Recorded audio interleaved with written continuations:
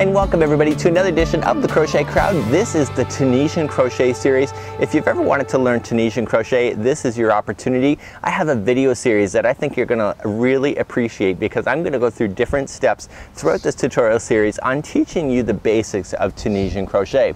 What's it all about? What is the difference between regular crochet and Tunisian? What is the difference between knitting and Tunisian? Because there is a relationship right there. Where did Tunisian come from? And what are some great tips that Della Wilkins, the railway knitter, shared with me in order to really help you learn the skills of Tunisian crochet? That's coming up next, right here on the Crochet Crowd. Now, Tunisian crochet is actually a really old technique. It's not something that's brand new, that it has just come out. And like anything in the crafting world, it goes up and down in surges when it comes to your project. So crochet right now, 2013, it is hot to trot. But you know, in about 30 years from now, it could be the low of the low. Everything is always trending. So when we look back into the history of Tunisian crochet, it's also known as the Afghan stitch. So if anybody's ever said that to you, this is what they're referring to. It's also called the tricot crochet. It's also called Scotch knitting, hook knitting, and then my favorite is the railroad knitting. And when you think of our friend Della Wilkins of the railway knitter that knits on via rail and teaches people across Canada from Vancouver to Toronto, she's nicknamed herself the railway knitter, not only because she's on via rail, but the fact is that this is also known as railroad knitting. So it's one of those little pieces of information that you can share with somebody down the road. So before I forget, I have a free downloadable Tunisian ebook for you. Just come to the more information link of this video after it's done playing, because I have some tips that you're not going to want to miss, because this is what stopped me for 25 years of not understanding Tunisian crochet. Now the downloadable ebook, I keep screwing that up. I'm going to leave it in this video. That is it. No more outtakes for that.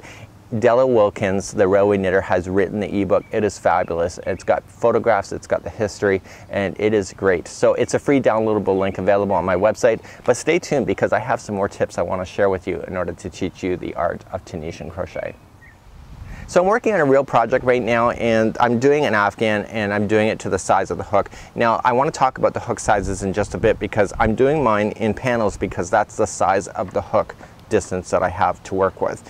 And so when I'm doing this is that if I hold it straight up, you'll notice that it's coming in on an angle just like that. That is part of the natural properties that when it's coming off the hook, it looks like that. So, you know, 25 years ago when I was attempting this, I thought I was screwing up, but in actual fact, that is part of what it does when it comes off the hook. And then afterward, we just come in and we just stretch it and it will go back into a regular square. So it's not something that you have to worry about at the time, but when you're crocheting it with it and not realizing that, you think you're screwing up, but in actual fact, you're not. One thing that I was also very concerned about when I started to try to teach myself is that I had the natural scrolling like this. You know what, I'm not in Egypt, I don't read scrolls, and I don't want my work to look like a scroll. And so one of the tips that I'm going to have for you later on in this particular segment today is that I'm going to show you how to avoid that, because in actual fact, see how there's really no roll to it? I know. I'm going to show you why mine looks like this, because in actual fact, what you can do afterward, if you do have a rolling, you can go and block it with a nice border around it in order to get it to settle down, to sit straight. So why does it roll? The reality is that when we're Tunisian crocheting, because we never turn our work, we just go back and forth like a typewriter. In actual fact, we're always working on the one side, and what it does is it wants to cause it to collapse in onto itself because we're only working on the one side. Now when you turn over your crochet work, you're going to see this is the good side, like so, and so here is the other side. See, it's not so bad, but you can see that they look very different. The other one had more rows that you can see going all the way down, which makes it very easy to follow when you're working with this particular idea, where the other one almost looks like it's knitted in the background. So I think with this particular project, then no matter if I have it facing up on my bedspread or whether I have it facing down, I think either way I'm still a winner. So let's go over the crochet hooks next, because that is where it makes the difference. So I have with me the Boutique Red Heart Changes, and it's saying to me, Mikey, I've already looked at it, 6.5mm or a size K crochet hook. And so in the past, I've always looked at that and said, okay, fine, I'll get my 6.5mm Tunisian hook out. And I had major rolling, like to the point where even if you tried to force it to open, it would still roll up like a scroll back in Egypt. So I'm thinking to myself, God, you know, I must be doing something wrong here, because it just doesn't work for me. And one thing that I learned, the biggest lesson I learned from Della, is that the hook size makes the huge difference. So even though the yarn ball is asking for a 6.5 millimeter. In actual fact, her suggestion is that you go 3 millimeters bigger. Sorry, my American friends, I can't just say go 6 sizes bigger or 6 this or that. You have to really look at the conversion chart. She says to go 3 millimeters over what is suggested. So 6.5 millimeters, she says to go to 3 more, so to be 9.5, 10. And so when you look at it, I would think, oh my God, that's huge. And I don't have a problem with huge. But my fact is that I would have thought, when I really looked at this, is that there's no way. Because why would the yarn call for 6.5 and you want to use this for Tunisian? Trust me, folks, this is the biggest lesson you are going to have today. You either go big or you go home. Because the bigger hook allows it to relax more. It gives it more room to depth, or room to breathe. And when in fact, some of the lessons that I'm going to be teaching you, that stitching is so tight. How tight is it, Mikey? No, but the stitches are so tight is that it really does want to collapse in on itself. And it's not the yarn, it's the crochet hook. So if you used a bigger size crochet hook compared to what they're suggesting on the ball, you are going to have a project that looks a lot more amazing. So trust me with that. So this is a Tunisian crochet hook. You know what, back when I was 14, they never had these on the store shelves that I shopped at.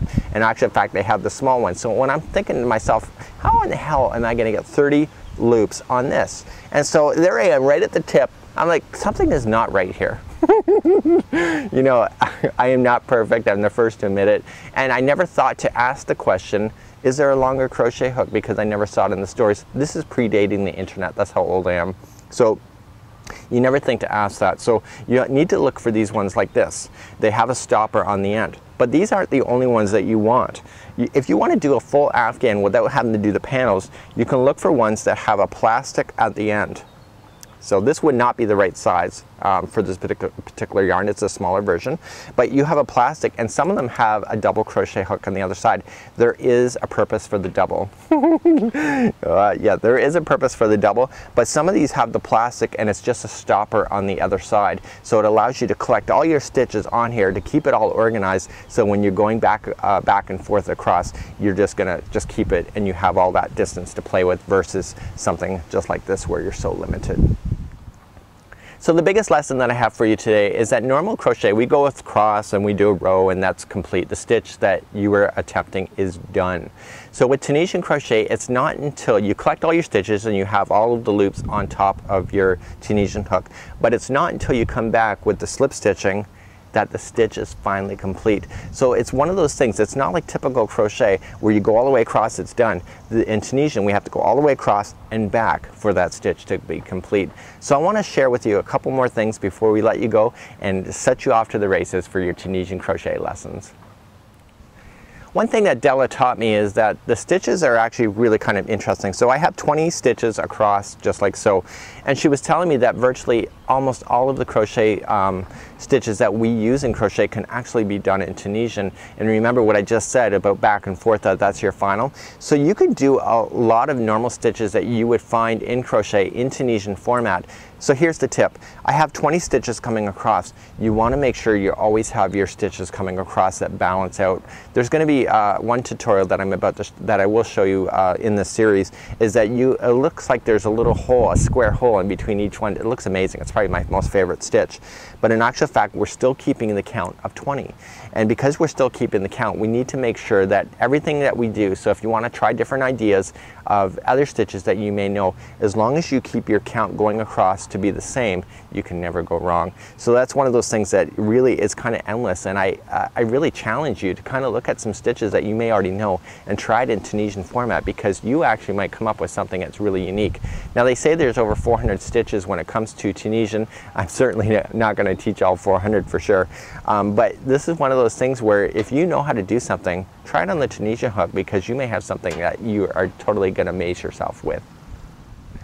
So that's it for today. Welcome to the wonderful world of Tunisian crochet. This is a tutorial series, and I'm going to keep adding more and more videos to this particular series as we learn different concepts and ideas when it comes to Tunisian crochet.